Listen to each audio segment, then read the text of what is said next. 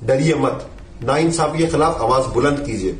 जिन लोगों को झूठे मुकदमों में फंसाया जा रहे हैं उन लोगों की रिहाई की मांग कीजिए। हर जुल्म के खिलाफ बोलिए।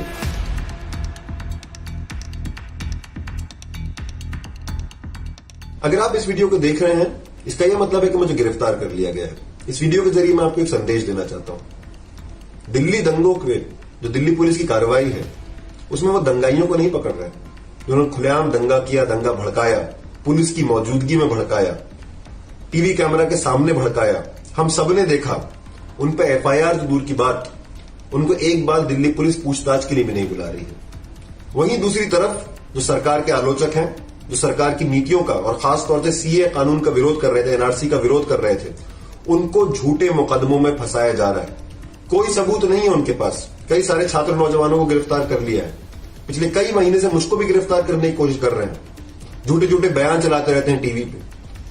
पहले मेरी एक स्पीच जो 17 मिनट की स्पीच थी उसमें से 20-30 सेकंड निकाल के उसको वायरल किया गया और बताया गया कि ये दंगे की साजिश है, कि मैंने लोगों को बोला कि सड़कों पर आके विरोध प्रदर्शन करें।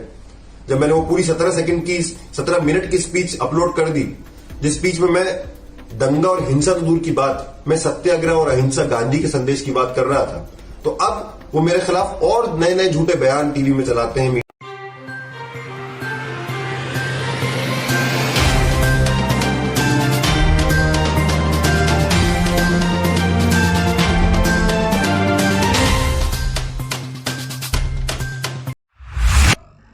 आखिर क्यों दिल्ली कोर्ट ने कहा डेथ ऑफ जर्नलिज्म?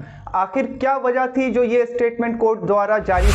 जय हिंद दोस्तों, मैं Nazish Faraz the local journalist में आपका स्वागत है।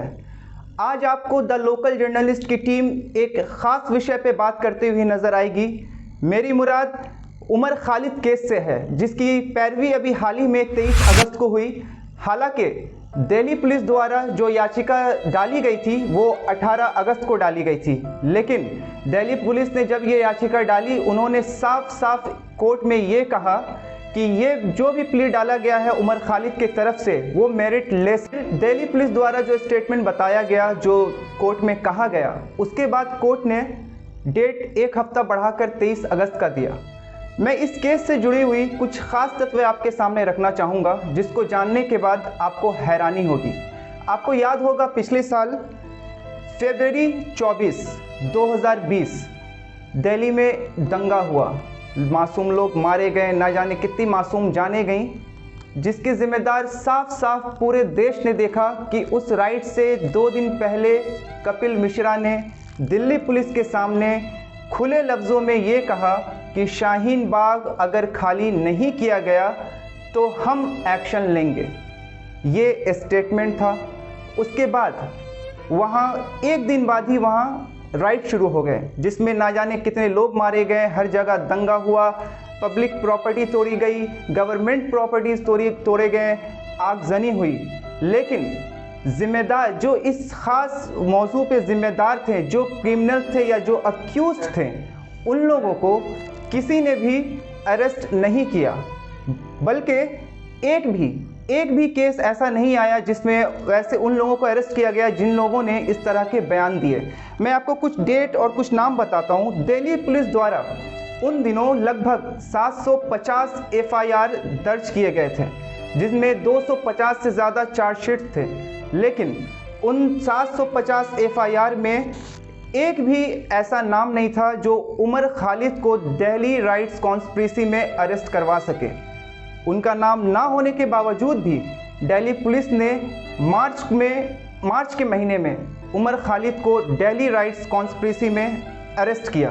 आपको बता दूं, उमर खालिद के साथ साथ जो और भी दीगर बड़े नाम जुड़े हैं जिन्हें सरकार ने यूएपीए के तहत अरेस्ट करवाया है, उनमें एक नाम है जो आसाम से आता है, जिनका नाम आप शायद जानते होंगे, अखिल गगोई, जो कि वहाँ के आरटीआई एक्टिविस्ट हैं। और सरकार ने, जैसा कि आप लोग जानते हैं, आसाम में पिछले साल एनआरसी और सीए के खिलाफ बहुत बड़ा प्रोटेस्ट निकला था, जिसमें उन्होंने शिरकत की थी। उसी बेस को आधार बना के सरकार ने अखिल गगोई को भी यूएपीए के द्वारा बुक कर लिया था, जो आज के डेट में शिव सागर के एमएलए भी हैं। आपको बता दूं, सबसे पहले मैं आपको ये क्लियर कर दूं, जो लोग उमर खालिद का नाम नहीं जानते हैं वो कौन हैं, उन्हें क्यों अरेस्ट किया गया, किस वजह से अरेस्ट किया गया, क्या क्या धाराएं उन पे लगाई गई, ये पूरी स्क्रिप्टेड जो फ्रेमिंग थी उमर खालिद के ख़िलाफ़ वो मैं आपको बिल्कुल साफ शब्दों में और सही और फैक्ट तत्व के साथ आपको बताना चाहता हूँ। जैसा कि उमर खालिद के एडवोकेट जिनका नाम त्रदीप प्यास है, उनका कहना है कि जो 750 FIR उन दिनों लॉन्च की गई थी उसमें उमर खालिद का नाम नहीं था, जबकि उन्हें दिल्ली पुलिस ने मार्च में अरेस्ट कर लिया। उसके बाद डेट आप गौर से सुने, मैं एक एक डेट आपको इसलिए बता रहा हूँ, अगर आप चाहें तो गूगल पे जाके सर्च कर सकते हैं और फैक्ट चेक कर सकते हैं कि वाकई इन डेट में क्या क्या हुआ और किस तरह से UAPA लगाकर अनलॉफुल एक्टिविटीज़ प्रिवेंशन एक्ट जिसको कहते हैं वो लगा करके सोशल एक्टिविस्ट तो नहीं, वो स्टूडेंट एक्टिविस्ट थे। पहले मैं उमर खालिद के बारे में आपको बता दूं, उमर खालिद JNU के स्टूडेंट एक्टिविस्ट हैं और वहाँ के एक लीडर भी थे।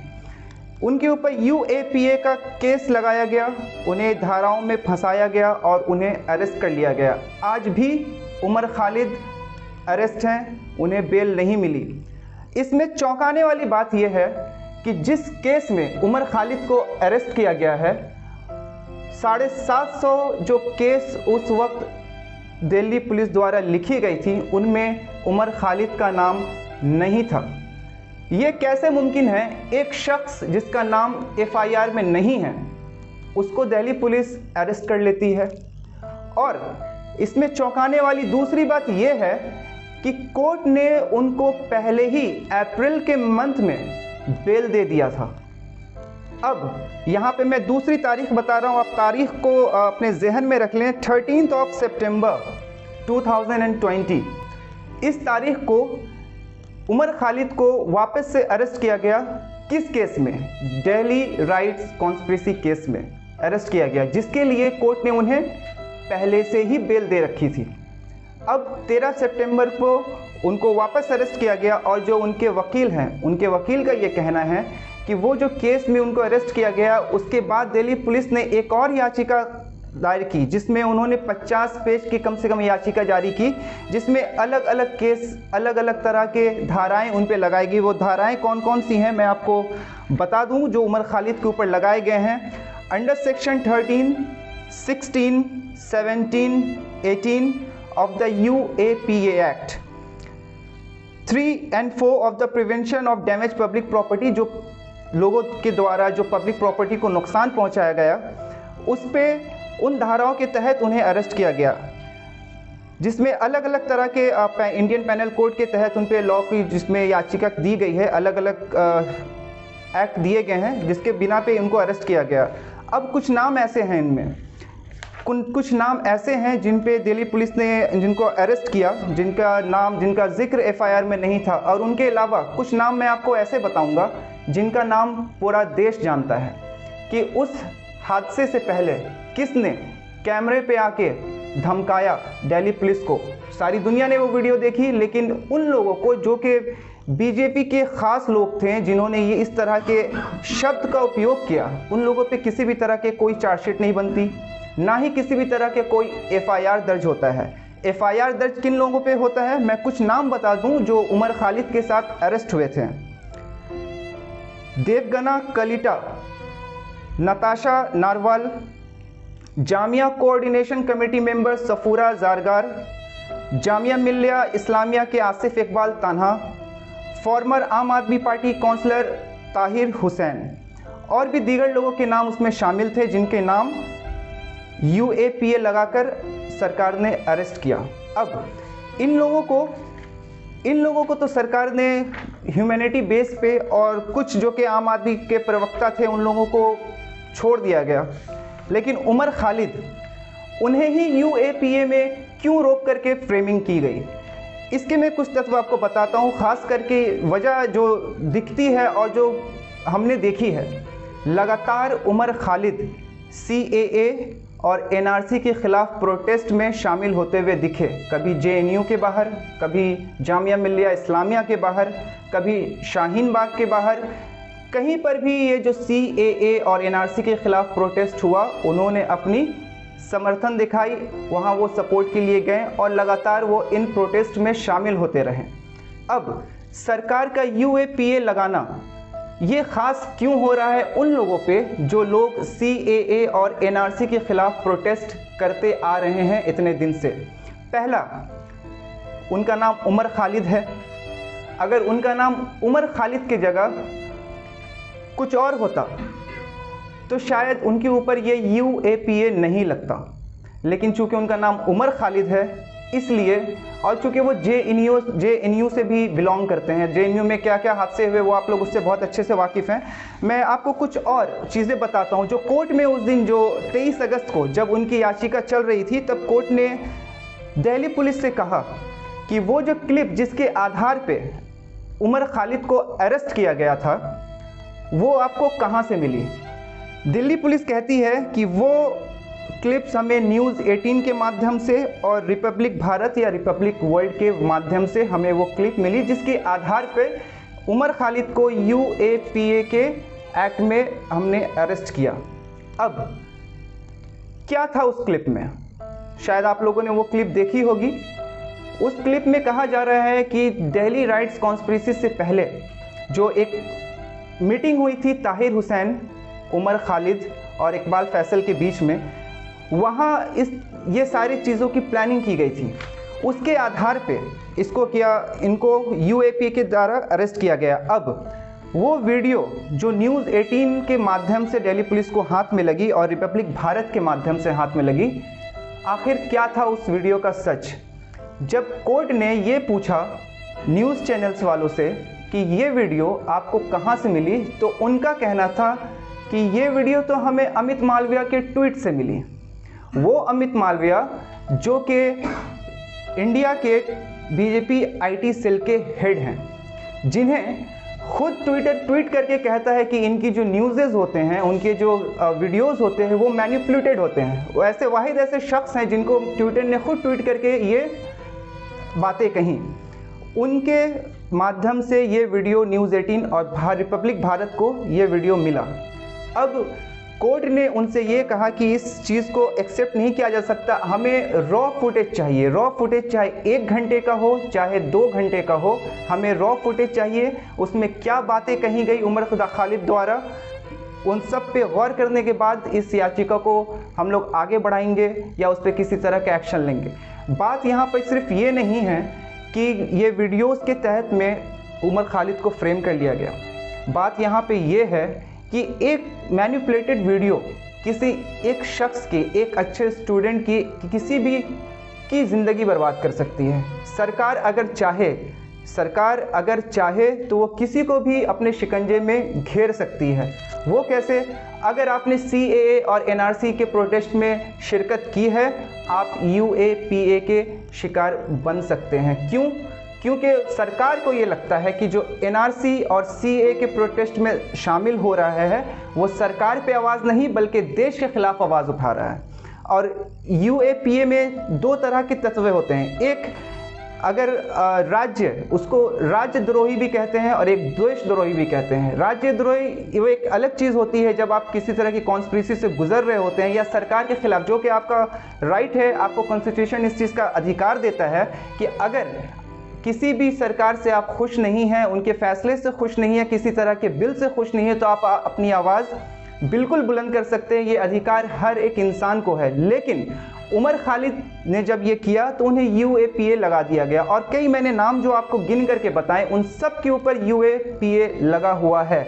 और कितने नाम से मैं भी अनजान हूँ और आप सब अनजान हैं कि ये CAA और NRC के साथ जो फ्रेमिंग की गई है उनमें जितने भी लोग शामिल हुए थे, सोशल एक्टिविस्ट, या आप ये कह लें कि जितने भी मुस्लिम एक्टिविस्ट उसमें शरीक हुए थे, उन सब को कहीं ना कहीं CAA और NRC के आधार पे सरकार अपने गिरफ्त में कर रही है, ये दिखा करके कि वो राष्ट्रद्रोह नहीं, वो देशद्रोह कर रहे हैं। बहरहाल, और मैं कुछ आपको बात बताऊं जिसमें 29 जुलाई 2021 को 2 बयान आए।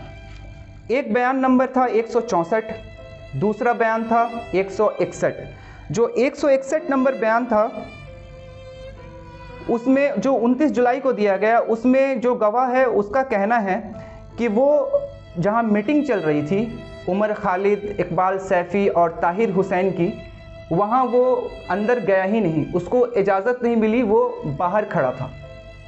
वो बाहर खड़ा था, उसको अंदर जाने की इजाज़त नहीं मिली।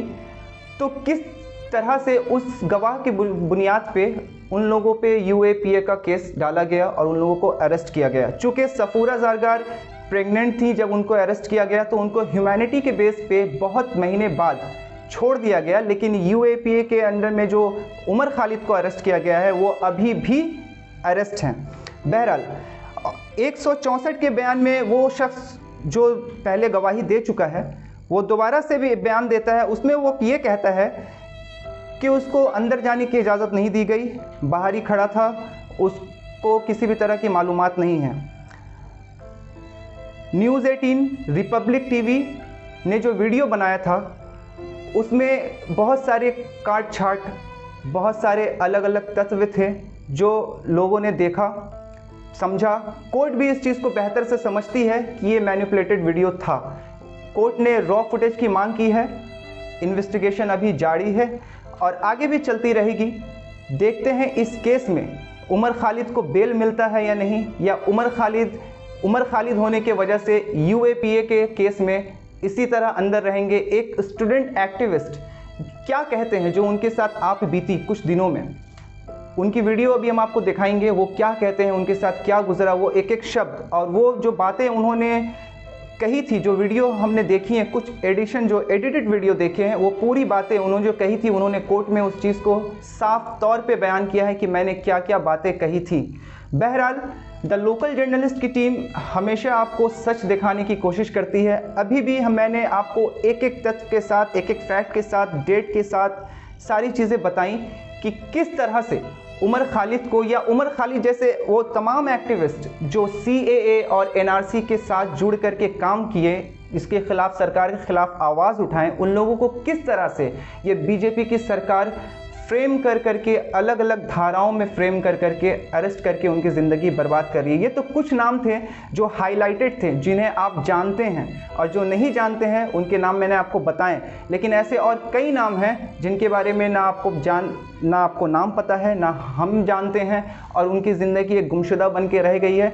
आगे इससे जुड़ी हुई सारी खबरें आपको दिखाएंगे, क्या हुआ उमर खालिद के साथ, आगे कोर्ट क्या कहती है और किस तरह के फैसले लिए जाने हैं। तब तक के लिए देखते रहें लोकल जर्नलिस्ट।